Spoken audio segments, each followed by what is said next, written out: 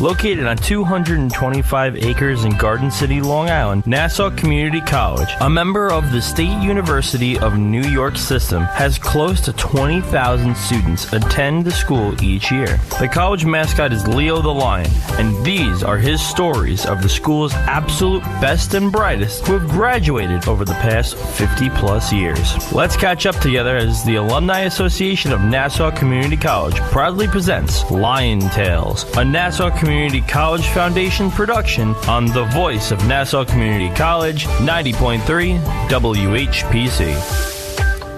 Welcome to Lion Tales, powered by the Nassau Community College Foundation. My name is Aurora Workman. I am president of the Nassau Community College Alumni Association. I'm here with my friend and co-host, Dr. Lynnda Nadien, a proud graduate of Nassau Community College, and together we'll share stories that will inspire, uplift, and often amuse you. Each week, Aurora and I will introduce you to alumni of Nassau Community College interested in sharing their experience here at Nassau Community College, along with the secrets to their success. We have another great shout out. A former Nassau Community College football transfer is in the NFL. Tight end Ian Thomas, who transferred to Indiana after Nassau Community College, was drafted by the Carolina Panthers with the 101 overall pick in the fourth round of the 2018 NFL Draft. Go Lions! Look for many new and exciting events on the Alumni Association social media pages, Facebook, Instagram, and our web pages at www.nassaucommunitycollege.edu/alumni. If you, our listening audience, has any positive news you would like to share about Nassau Community College alumni, engagements, births, graduations, weddings, and or accolades, email us at alumni@nassaucommunitycollege.edu and we will shout you out. Well, today's guest is Joseph Scott, a financial specialist at Allstate Financial Services, founder of Rise Up Worldwide, and, of course, a proud alum of Nassau Community College. Welcome to the Lion Tales, Joe Scott, class of 2004. Thank you. I appreciate being here, and you ladies invited me out. Great. It's always a pleasure. You've been in the field of finances for several years now, so can you tell us a little bit about Allstate Financial Services and what you do there? Sure. What I do there is my title there is a financial specialist. Specifically, I have a deep focus on life insurance. And all the things that encompass it. Most people just believe that it's just to pay for, when you pass away, but it's actually so much more than that. It's really, if you use it right, it's designed to push your family forward after you pass away. But also there are many living benefits as well. The other side of the coin is that I also do financial services, and that encompasses investing, retirement planning, just anything you want to do when it comes to saving money. Now, a lot of times people be talking about financial services, and we always think, okay, can you take my $100 and turn it into a pot of gold? Yes, that's called the lottery. That's the only way that works. Thinking. Yeah, listen, we can play lottery all day, and I can do it that way, but honestly, to be honest with you, when it comes to financial services, the turtle gets the wins the prize. Mm-hmm. It's not the rabbit. Right. It's not something fast. I mean, if you want to get involved in stock trading and different things like that, that's outside of my scope, because 90% of my clients couldn't handle that type of risk. Mm-hmm. So I just don't get involved with it. But if you can handle that type of risk, sure, you can turn $100 into $200 or $300 very fast. But that $100 could also turn into $10 just as fast. So if you can handle the risk, you can handle the reward. So, we have a lot of students who are also parents. How important is financial planning for them for college and for retirement? Oh, my God. See, what people don't realize is when it comes to your family and household planning, the two most important people outside of your household should be your doctor, who keeps you healthy, mm-hmm. and your financial advisor, mm-hmm. because he's the one that's going to help you keep your money intact. Mm-hmm. Families are broken up because of money issues. Right. That's true. Most when you're talking about marriages, they're broken up because of financial issues. Right. It's usually not health issues that cause that, because everybody keeps their doctor and they stay with their doctor for years and years and years. Right. They speak to their doctor regularly, but they don't talk to their financial services person. That's true. You know, they don't keep a regular, check in with them every couple of months or at least once a year to check their financial health.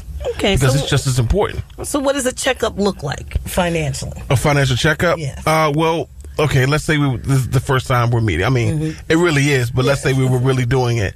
What I would want to look at is what type of debts you have, what type of income you have, and what type of savings you have. Then once we have it in black and white, and let's say we have it on one sheet, then you can actually grade yourself and say, okay, I have way too much debt, or I have a lot of income and I'm not saving any of it, or I don't really have any savings. I thought I was doing well, Right.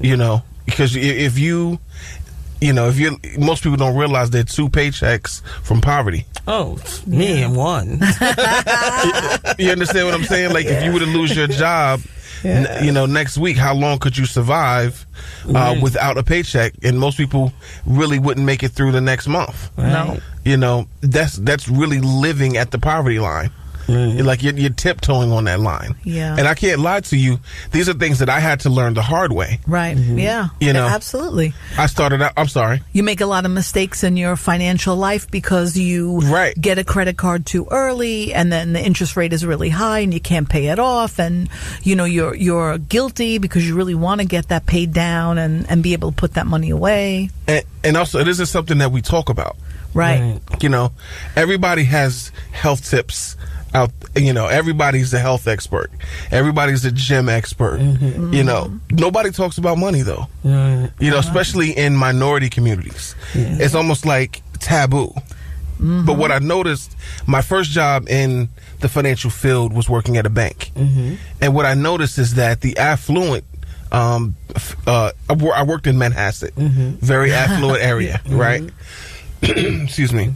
What I noticed is that they were talking to their kids about it from the time their kids could talk. They were setting up bank accounts for them in preschool. Right.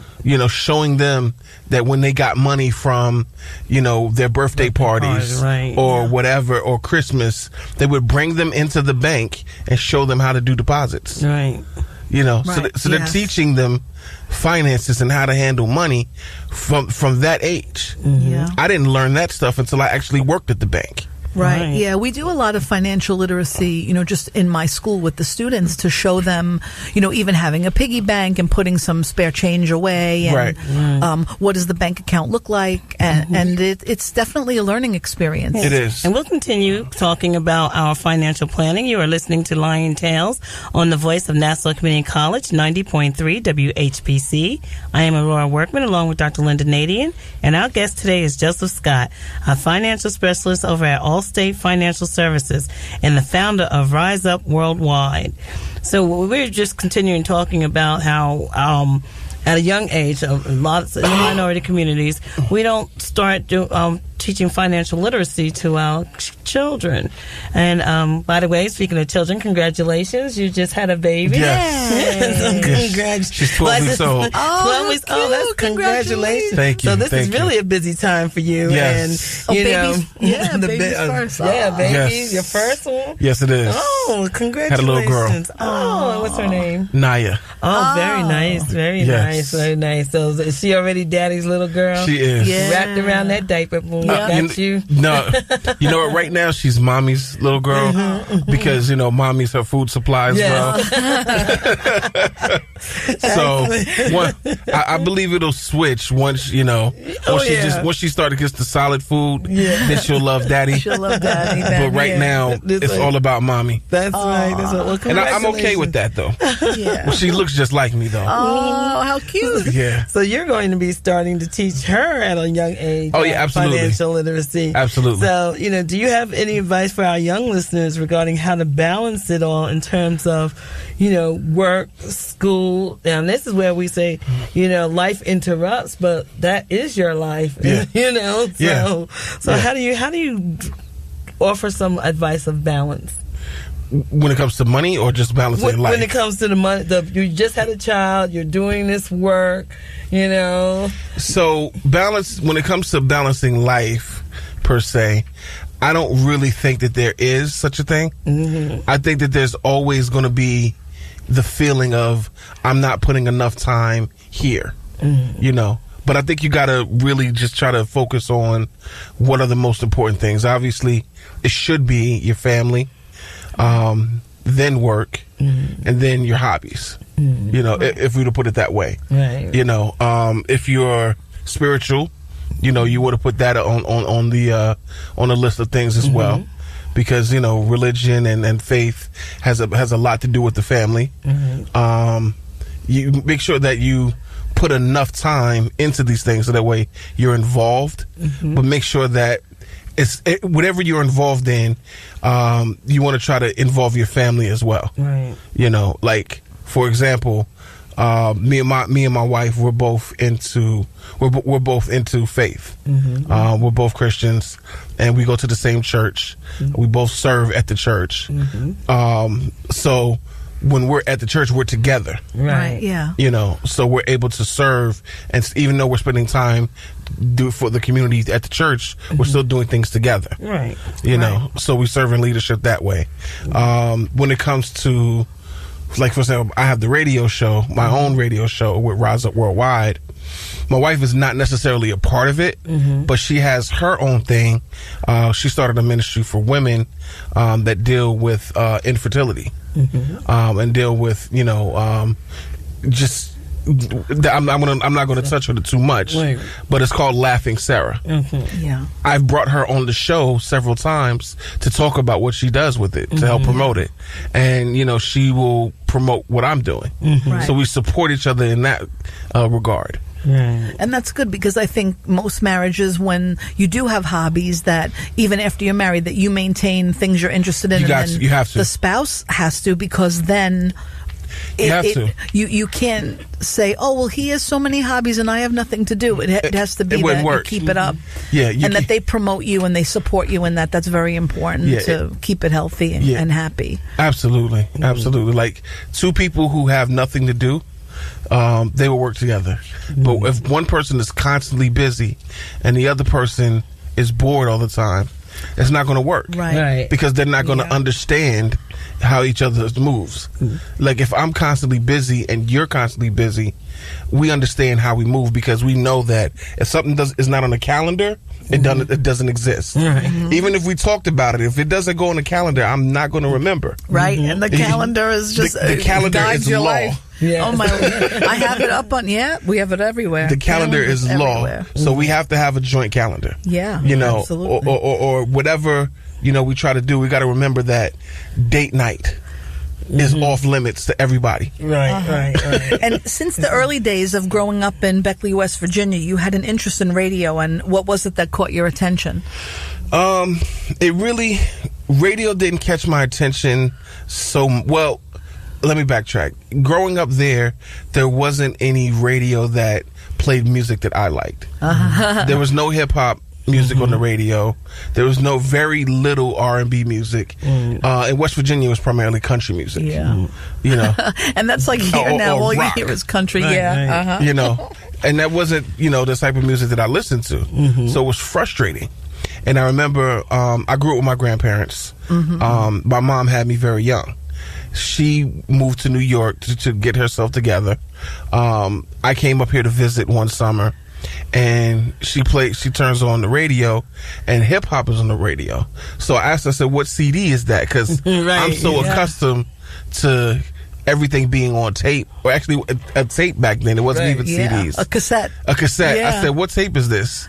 She said, that's not a tape, that's the radio. I said, what? Yeah. Hot 97. Yes. And we'll talk more about that. You are listening to Lion Tales. Today's guest, former alumnus of Nassau Community College and currently working as a financial specialist at Allstate Financial Services, Joseph Scott. My name is Lynnda Nadien, along with Aurora Workman, on the voice of Nassau Community College, 90.3 WHPC. Well, Jason, I've got to tell you, you're pretty much everything this company is looking for in an entry-level candidate. Great. Your resume isn't quite what we're used to, but you've got a fantastic work ethic. Thank you. And I'm impressed by how you carry yourself. So, should we talk about the job? What? The job? Oh, sorry. Yeah, I have no way of recruiting or even meeting you. This interview didn't happen. It may sound ridiculous, and that's because it kind of is. There's a huge pool of talent your company is missing out on. Meet the grads of life. Who are they? Talent worth knowing about. Young adults of unique determination and experience. An ideal fit for your company in an entry-level position, internship, or even mentorship. They might not have every qualification you typically look for, but they're exactly who your company needs. Man, we really could have used him. Don't miss out on a resource many innovative companies have already discovered. Go to gradsoflife.org to learn how to find, cultivate, and train this great pool of untapped talent. Brought to you by the Ad Council and gradsoflife.org.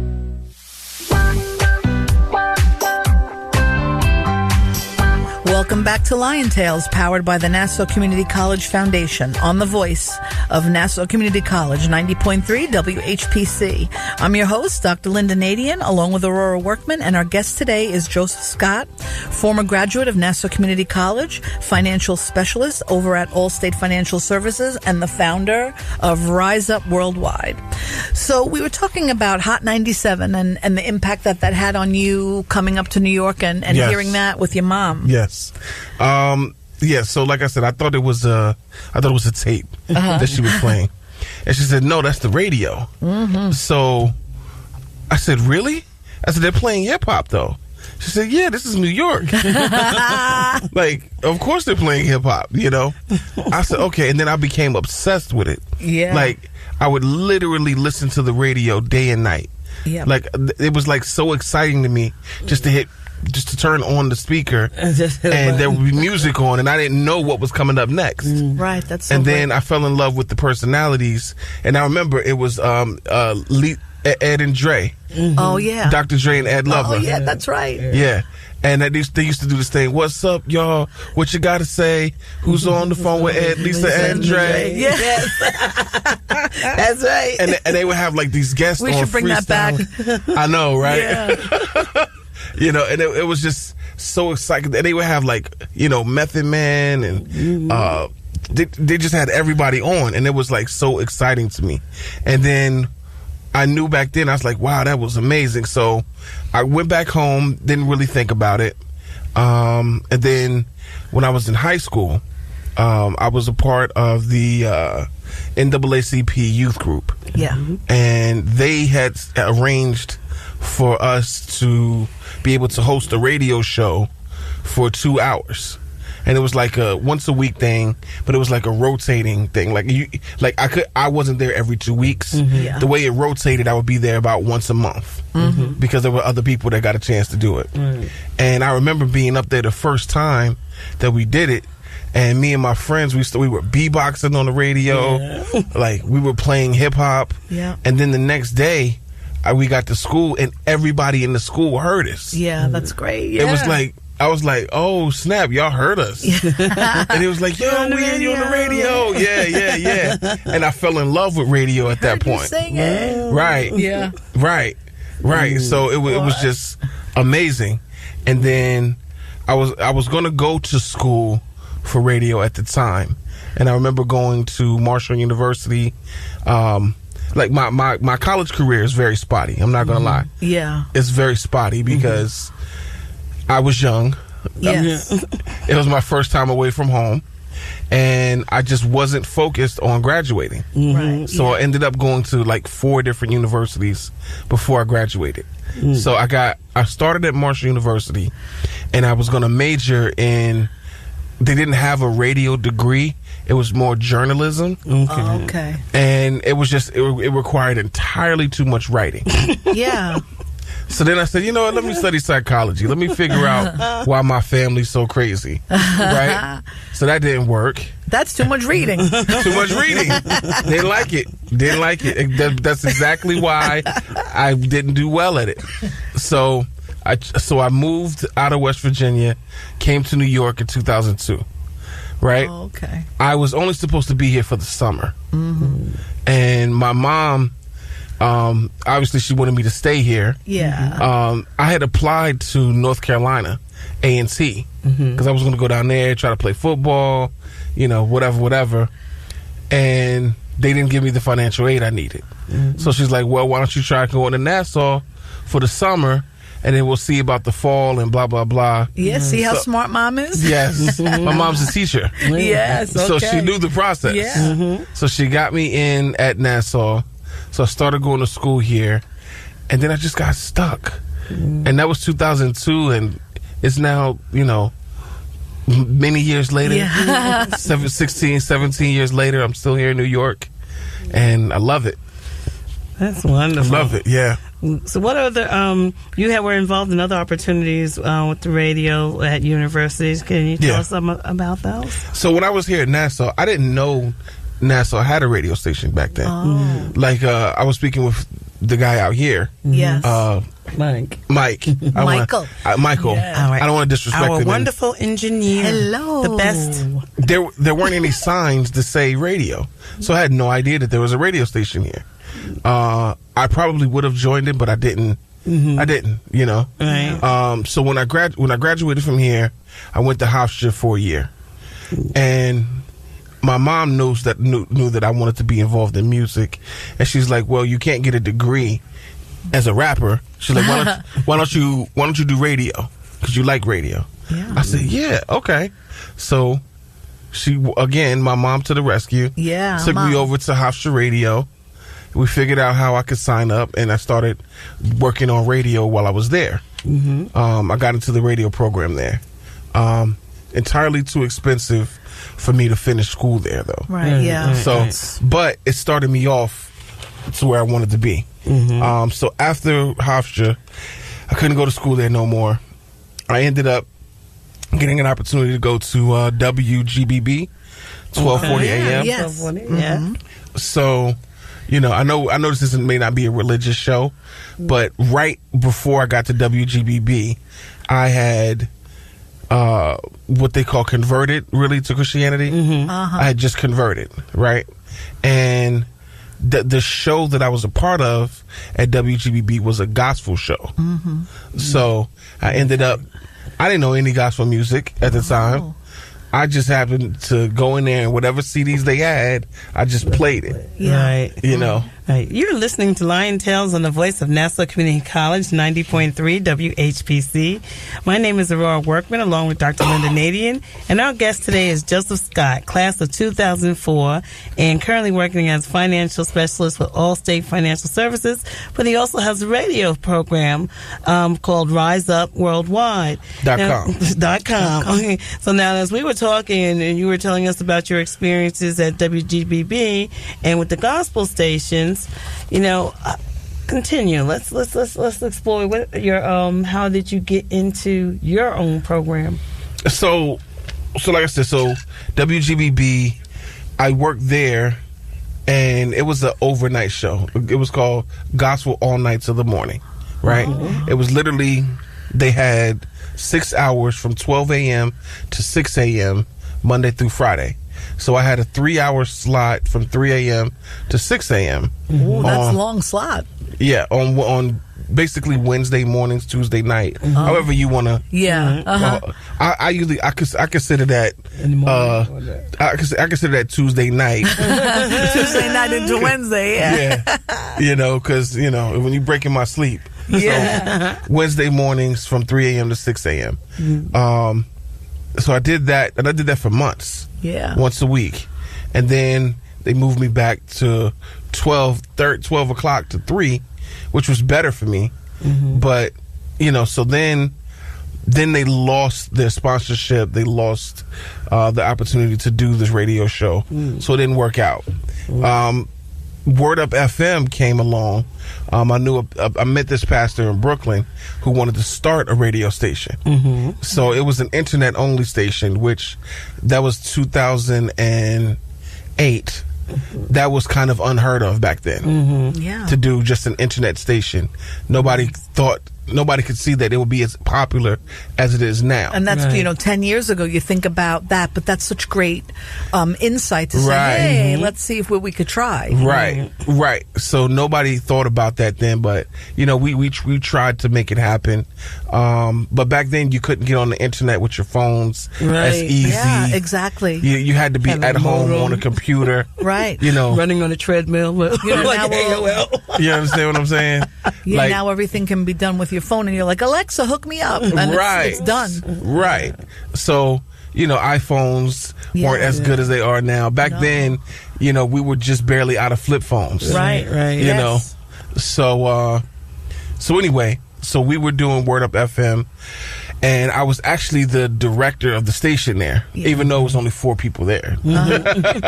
Someone has to take control. Somebody had to be in charge. That's right? Somebody had to be in charge. Obviously, the pastor was the owner. So we did that for several months, and it just didn't work out. It wasn't bringing any money in. The pastor and I, we weren't seeing eye to eye on how the things should operate. I wasn't getting paid at all, but I was volunteering a lot of time, and it just became, very difficult to do everything, Right. So it didn't work out, long story short, right? After that, I decided to do a podcast, and with the podcast, I started a vision called Official Media. That was my vision, to do a podcast and play my own music. Right. So that's where Official Media came in. And that was your first company? Yes. Yeah, that was my first company. And it actually did pretty well. We were syndicated at the time on 6 internet stations across the country. 2-hour show. And it was completely done in, it wasn't a live broadcast, let's put it that way. Yeah. It was like, for the time, that's how things were done, though. Yes. But it would be like, all right, let me record what I'm going to say, stop, let me paste in the music. Right. That's when you're working with what you had. And working with what I had. That's right. what you had. Right. So is that how, because we've referred to it so many times during this interview, is that how Rise Up Worldwide came about? Yes. So Official Media, like I said, that was from 2009, late 2008 to 2011. The end of 2010, really. What happened was I decided that I wanted to go back to school. I wanted to get my degree, and I couldn't go to school and run Official Media. Right. So at the time, I said, you know what? I'm going to put this down for now. So I put Official Media down. I closed it up. Company's closed. Went back to school. Got my degree, my bachelor's degree, finally. Yes. At Westbury. Yay. Yes. SUNY. So, yes.